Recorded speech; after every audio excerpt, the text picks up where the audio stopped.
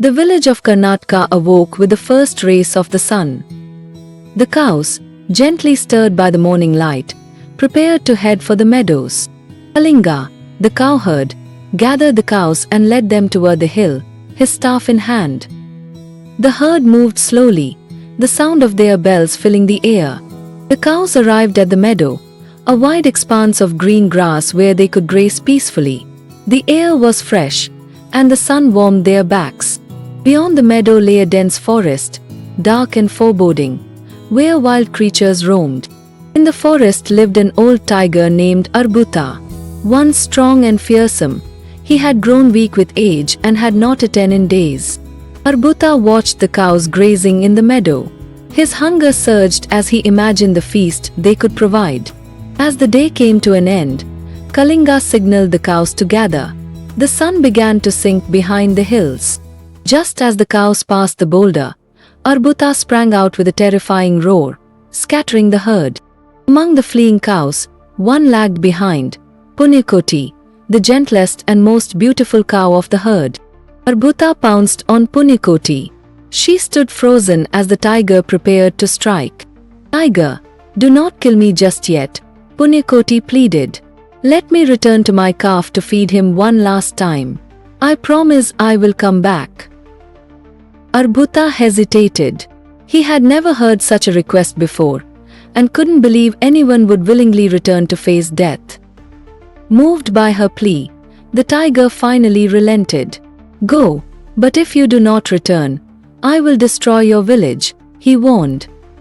Punyakoti rushed back to the village, her heart heavy with what she must do.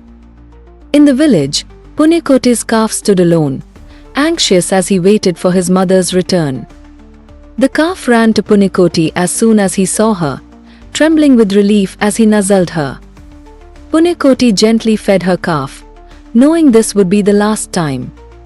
After feeding her calf, Punyakoti explained to him what had happened in the forest and her promise to the tiger. "Don't go back, mother. Stay with me," the calf begged, his voice filled with fear. Punyakoti shook her head gently. "I must go back, my child. I gave my word." The other cows gathered around Punyakoti, urging her to stay, but she remained resolute. "Look after my calf while I'm gone," Punyakoti said to the other cows, as they nodded solemnly. Punyakoti licked her calf one last time, then turned to leave for the forest. Punyakoti walked up the hill, each step heavy with the weight of her promise. In the forest, Arbuta grew hungrier and more restless as he waited for Punyakoti's return. Arbuta began to doubt whether the cow would return, cursing himself for letting her go. To his surprise, Arbuta saw Punyakoti walking toward him through the twilight. Arbuta was astonished. "You came back," he murmured, unable to believe his eyes. "I have come as I promised," said Punyakoti. "You may now do as you wish." Arbuta, moved by Punyakoti's courage and honesty, wrestled with his conscience.